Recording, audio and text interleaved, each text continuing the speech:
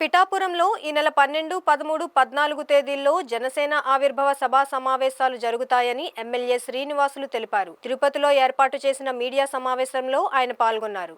ఈ సందర్భంగా ఎమ్మెల్యే ఆరణి మాట్లాడుతూ జనసేన ఆవిర్భావ సభ విజయవంతంపై తిరుపతి పార్లమెంటు పరిధిలోని నియోజకవర్గ జనసేన ఇన్ఛార్జీలతో సమావేశం నిర్వహించామని తెలిపారు. తిరుపతి పార్లమెంటు పరిధిలో జనసేన ఆవిర్భావ దినోత్సవంకు భారీగా పార్టీ శ్రేణులు పాల్గొనేలా చూడాలని నిర్ణయించామన్నారు. ఆవిర్భావ దినోత్సవంలో జనసేన చీఫ్ ఉప ముఖ్యమంత్రి పవన్ కళ్యాణ్ పార్టీ శ్రేణులకు దిశానిర్దేశం చేయనున్నారు. జనసేన శ్రేణులు పెద్ద ఎత్తున ఆవిర్భావ దినోత్సవంలో పాల్గొనాలని కోరారు.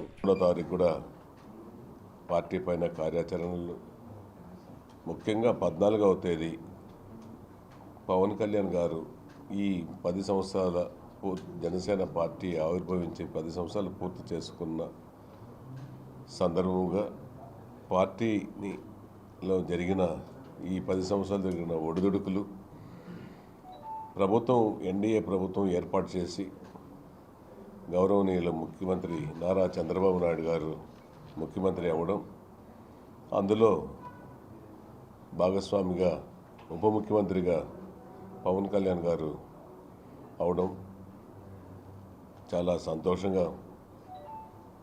ఈ గత 5 సంవత్సరాల పాలనలో అందరూ కూడా చూసాము,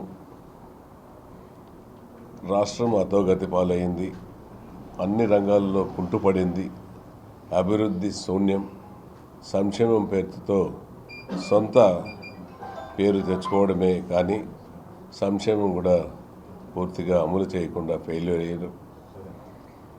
అభివృద్ధి శూన్యం, ఎక్కడ కూడా అభివృద్ధి జరగలేదు 5 సంవత్సరాలలో.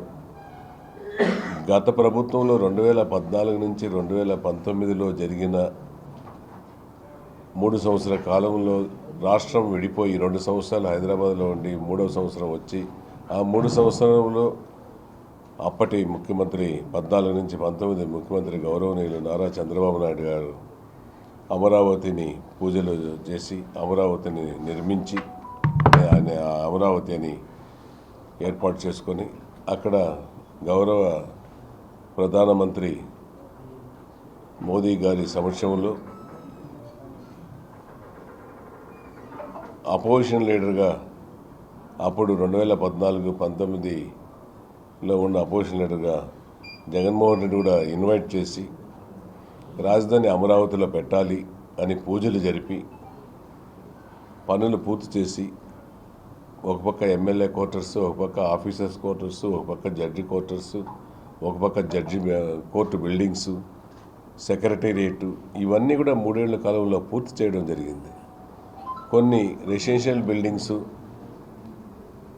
4 అంతస్తులు, 10 అంతస్తులు, 15 అంతస్తులు బిల్డింగ్లు కూడా పైకి లేచాయి. దురదృష్టవశాత్తు ప్రభుత్వం కంటిన్యూగా లేకుండా పోయింది. అప్పటి 14 నుంచి 19 ప్రభుత్వం, 19లో దుష్టపాలన వచ్చింది. అవన్నిటిని కూడా ఎట్లయితే 19లో జరిగి ఆగిపోయినాయో అదే స్థితికి ఈ 2024 వరకు అదే స్థితిలో పాడుబడి చెట్లు మొలిసి రోడ్లు కూడా అధ్వానంగా తయారయ్యి ఆ రోడ్లలో జరిగే ఇన్ఫ్రాస్ట్రక్చర్ అంతా కూడా చెట్లు మొలిసిపోయి చాలా గందరగోళ పరిస్థితి ఏర్పడింది. మరలా ప్రజలందరూ కూడా గమనించారు. అనుభవశాలి మన ముఖ్యమంత్రి నారా చంద్రబాబు నాయుడు గారు, చరిష్మా కలిగిన నాయకుడు పవన్ కళ్యాణ్ గారు ఇద్దరు తోడై మోదీ గారి సహకారంతో అమరావతిని పునరుద్ధరించి అమరావతికి కావాల్సిన నిధులు కేంద్రం నుంచి సమీకరించి అక్కడ జరుగుతున్న officers quarters, MLA quarters, roads యథావిధిగా పనులు టెండర్లు పిలిచి కొనసాగడం తెలిసిన విషయమే. అమరావతి అభివృద్ధికి పోలవరం, ముఖ్యంగా పోలవరం ఆంధ్రుల జీవనాడి, అటువంటిది పోలవరం కూడా 5 సంవత్సరాలు అంతకుముందు గత 5 సంవత్సరాలు చేసిన పనులన్నీ కూడా వృధా అయిపోయి ఫ్లడ్స్లో కొట్టుకుపోయిపోతే మరలా ఇప్పుడు దానికి కూడా కేంద్ర సహకారంతో అమరావతిని కూడా మొదలు పెట్టడం, అమరావతిని కూడా పరుగులు పట్టించడం జరుగుతోంది. మనమందరం కూడా చూసిన తెలిసిన విషయం, చూస్తున్నాం టీవీలలో.